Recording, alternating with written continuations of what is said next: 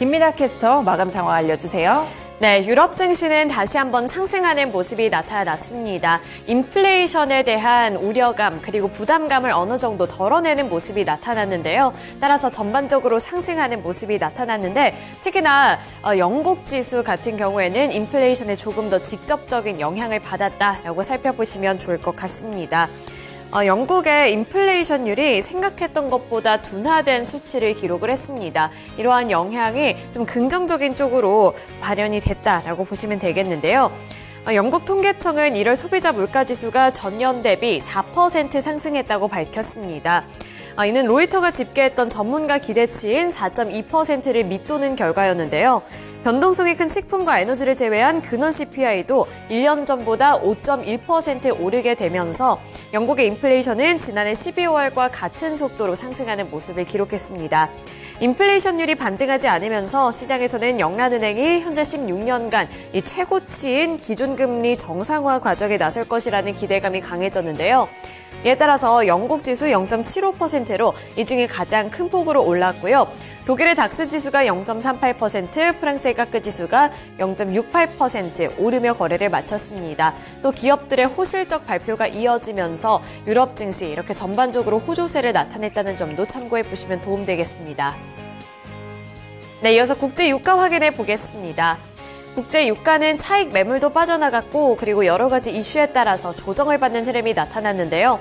국제 유가는 1.7% 하락세를 기록하고 있습니다. 2% 가까이 되는 낙폭을 키워나가고 있는데요. 76.24달러에 움직이는 모습입니다. 국제유가는 중동의 지정학적인 긴장에도 불구하고 원유 재고가 미국에서 늘어났다는 소식에 이렇게 타격감을 입고 있는 건데요. 미국 에너지정보청인 EIA는 지난 9일로 끝난 한 주간의 원유 재고가 전주보다 1,201만 8천 배럴 늘어난 4억 3,945만 배럴로 집계됐다고 밝혔습니다. 이는 월스트리트 저널이 집계했던 전문가들의 예상치였던 280만 배럴 증가를 4배 웃도는 수준인데요. 이렇게 생각했던 것보다 원유 재고가 미국에서 많게 나타나면서 이렇게 국제유가 1% 넘는 하락세를 기록했습니다. 그리고 국제유가 같은 경우에는 지속적으로 꾸준히 이 중동 지역의 리스크로 인해서 상승한 바가 있는데요. 여기에 차익 매물까지 출회가 되면서 더 낙폭은 키워졌다는 점 확인해 보시면 도움될 것 같습니다. 다만 주요 컨테이너 선사인 머스크가 고객들에게 이 해상의 운송 차질이 올해 하반기까지 계속될 수 있다고 경고하면서 어느 정도 이 하단을 좀 지지해주는 모습이 나타났다는 점도 체크해 보실 필요가 있겠습니다. 금 가격 보겠습니다. 금 가격은 0.13%로 소폭 밀려 내려가는 흐름이 나타나고 있고요.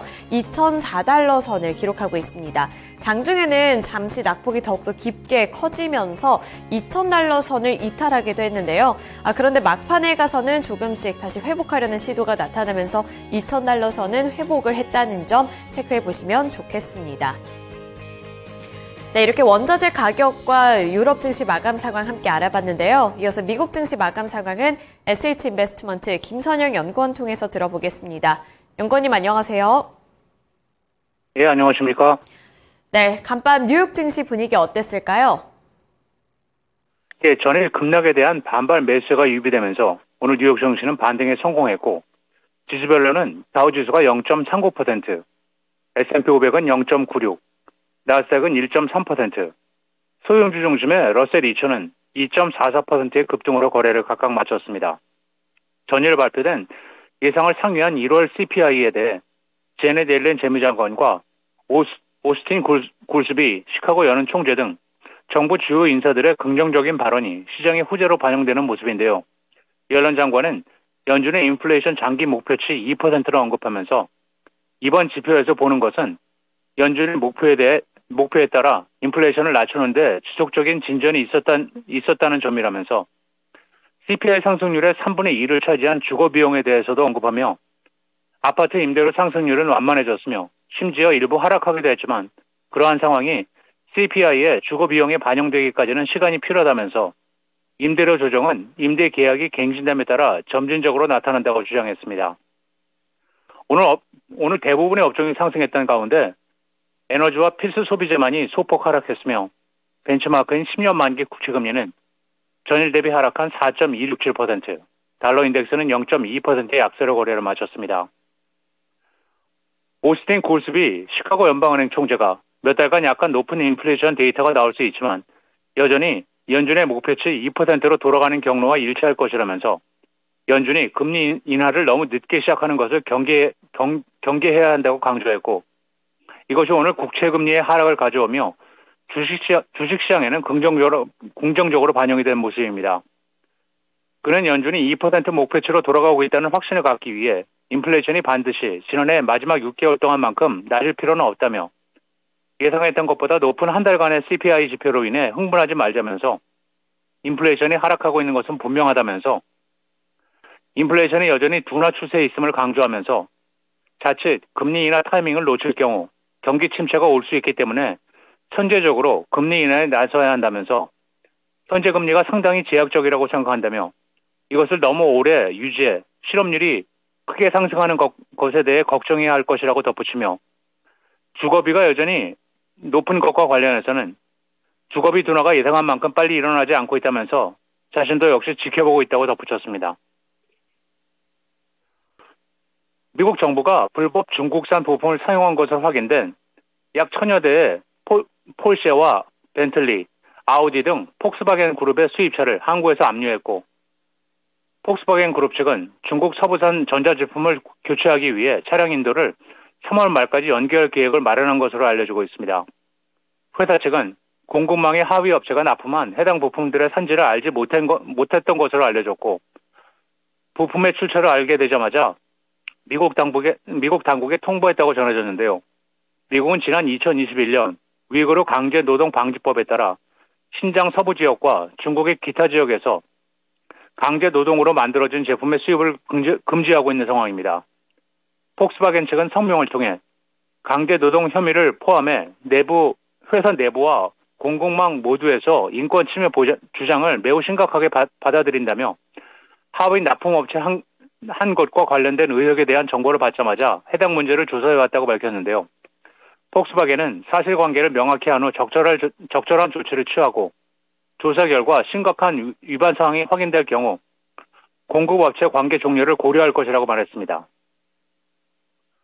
사상 첫 연간 이익을 기록한 데 이어 70억 달러 규모의 자사주 매입 프로그램을 발표한 우버 테크놀로지스의 주가가 오늘 14.7% 급등해 79달러 19센트의 거래를 마쳤습니다. 회사 측은 최초의 자사주 매입 프로그램 승인은 회사의 강력한 재무 모멘텀을 신뢰한다는 의미라면서 주식 기반 보상을 부분적으로 상쇄하는 조치부터 시작해 지속적인 주식수 감소를 위해 노력할 것이라면서 매입 속도와 관련해서는 신중을 기할 것이라고 덧붙였으며 추가 부양의 의지를 강조했습니다. 우버의 지난 4분기 모빌리티 부분 수익은 전년 대비 34% 증가했으며 배달 부분 수익은 전년 대비 6% 늘었으며 우버는 2009년 설립 이후 약 300억 달러 이상의 손실을 냈지만 이후 CEO를 교체하면서 지속 가능한 이익을 낼 수 있는 구조로 변신해오고 있는 상황입니다. 마지막으로 내일은 노동부의 1월 소매 판매, 즉 리테일 세일즈가 발표되며 시장은 전달 대비 0.2%의 감소이며 이어 주간 신규 실업상 청구 건수, 1월 수출입 가격, 뉴욕 연방은행의 관할 지역 제조업 지표인 1월 엠파이어 스테이트 인덱스, 전미 건설업협회의 2월 주택시장 지수, 에너지청의 주간 천연 가스 재고, 연방준비제도의 1월 미국 산업 생산이 발표되며 어플라이드 머터리얼스, 디어앤코, 코인베이스 글로벌, 드래프트 킹스, 도어대시, 로쿠, 더 트레이드 데스크, 옐프, 웬디스, 쉐이크쉑, DJ 레스토랑, 크록스, 헤인즈 브랜즈, 펜 엔터테인먼트, 선파워, 그리고 예티 홀딩스가 지난 분기 실적을 발표하게 됩니다. 네, 이렇게 실적 발표 일정까지 함께 들어봤습니다. 오늘 말씀 고맙습니다. 네, 감사합니다. 네, 유럽 증시에 이어서 미국 증시 마감 상황까지 함께 알아봤는데요. 이어서 전일장 국내 증시는 어떻게 마감을 지었을지 국내 증시 마감 상황도 함께 알아보도록 하겠습니다. 어제 코스피와 코스닥 엇갈린 채로 거래를 마쳤습니다. 코스피는 1% 넘게 하락했고요. 1.1% 내린 2620포인트 선에 종가를 기록했습니다. 코스닥 같은 경우에는 0.96% 상승하면서 1% 가까이 되는 상승률을 기록했는데요. 853포인트에서 종가를 형성해내는 모습이었습니다. 우선 어제 같은 경우에는 미국에서 발표가 됐던 CPI의 영향을 많이 받았던 하루였는데요. 특히나 코스피 쪽에서의 타격이 컸습니다.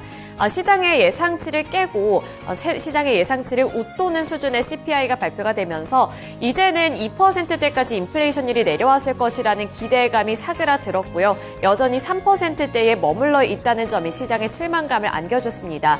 따라서 그 전거래일 미국 증시에서도 시장이 출렁인 가운데 어제 코스피 같은 경우에도 1% 넘는 낙폭을 키웠습니다.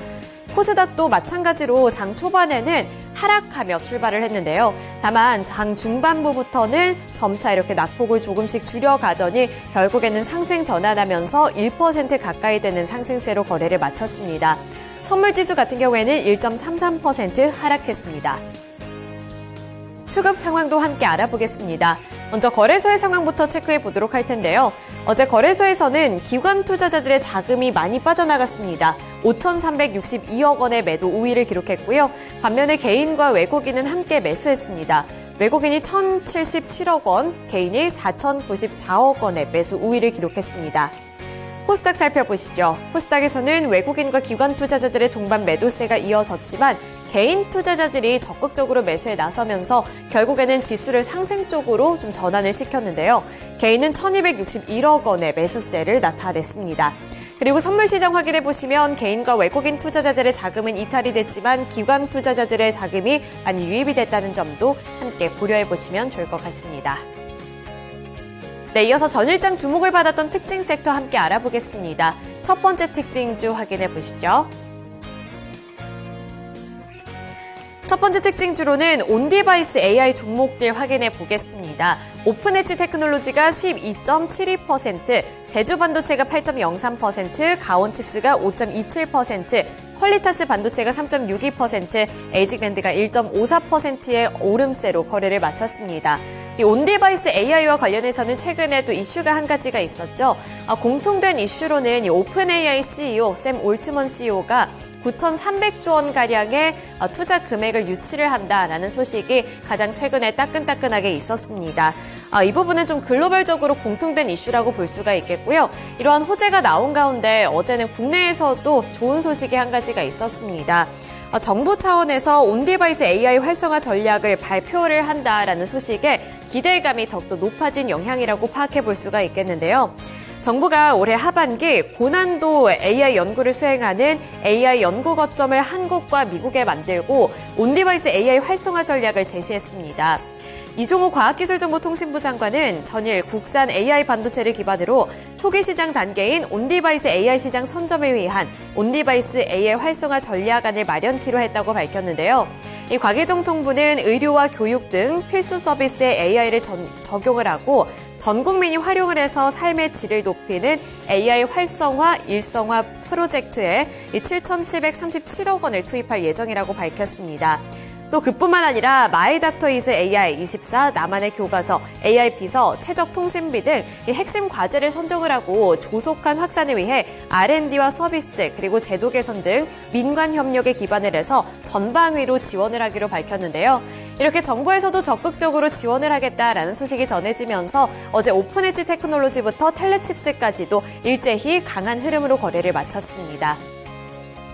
네, 이어서 다음 특징 섹터 확인해 보겠습니다. 다음으로는 자동차 관련 종목들, 일부 종목들 확인해 볼 텐데요. 전 현대차에서 한 가지 소식을 전했습니다. 제네시스 하이브리드 모델을 출시한다라는 소식을 전하면서 어제 자동차 종목들 대체적으로 좀 하락하는 속에서도 이 관련 기업들의 주가는 상승하는 모습이 나타났는데요. 그 대표적인 종목이 바로 대원강업입니다. 대원강업 어제 장중에도 7.79% 오르면서 5,950원의 종가를 기록했고요. 시간의 거래에서까지 추가 상승하는 모습이 나타났습니다. 업계에 따르면 현대차가 제네시스 브랜드에도 이 하이브리드 모델을 출시할 예정이라고 밝혔는데요. 이르면 내년쯤에 차량이 나올 것으로 보입니다. 이는 전기차 수요 둔화 등을 반영한 조치로 현대차는 국내뿐만 아니라 미국 등 해외 시장에서도 하이브리드 제네시스를 출시해달라는 요청을 받았다고 전했는데요. 원래는 2025년까지 다 전기차로 바꾸겠다라는 계획을 갖고 있었지만 현재 흐름에 맞춰서 전기차로 모두 다 생산을 하는 대신에 하이브리드 모델도 조금은 비중을 좀 늘리겠다라고 발표를 했다고 보시면 되겠습니다. 따라서 좀 친환경 자동차 부품 관련 종목들 쪽으로 매수세가 확산이 됐고요. 그 대표적인 종목이 대원강업, 세종공업 이렇게 두 가지가 있습니다. 또 화신이라든지 모베이스 전자 같은 이 일부 자동차 부품 관련 종목들 쪽으로 매수세가 확산됐습니다. 네, 이어서 마지막 특징 섹터 확인해 보겠습니다. 마지막 특징주로는 방산주 살펴볼 텐데요. 어제 전반적으로 혼란스러웠고 또 약한 시장 속에서 방산주들이 고개를 들었습니다. 한화 에어로스페이스가 7.65%, LIG 넥스원이 7.45%, 하나시스템 4.1%, 한국항공우주가 2.35% 오르면서 거래를 마쳤습니다. 하나그룹과 사우디가 MOU를 체결을 했다라는 소식이 전해지면서 이렇게 방산주들 쪽으로도 기대 심리가 높아진 건데요. 한화 에어로스페이스, 하나시스템은 사우디아라비아 리야드에서 열린 이 중동 지역 종합 방산 전시회 기간 중에 사우디 국가방위부와 방산 협력을 위한 3자 MOU를 체결했다고 밝혔습니다. 사우디 국가방위부는 영토와 국경보호, 치안관리, 왕실, 이슬람 성지 보호를 위해 설립된 조직인데 하나는 MOU 체결에 따라 장갑차 등 지상 무기체계부터 로봇 및 위성까지 다양한 분야에서 국가방위부의 중장기 계획에 참여할 방침입니다. 오는 2030년까지 군수품의 50%를 현지 생산하겠다는 목표로 방위 산업을 육성하는 사우디와도 협력을 확대하겠다고 밝힌 건데요. 이렇게 소식을 전하면서 하나그룹주들 일제히 올랐고요. 그 외에도 LIG 넥스원이라든지 한국항공우주 같은 대표적인 방산주들 쪽으로도 매수세가 함께 확산이 됐습니다. 네, 이렇게 전일장 주목을 받았던 특징 종목들까지 함께 알아봤고요. 지금까지 글로벌 증시 마감 시황이었습니다.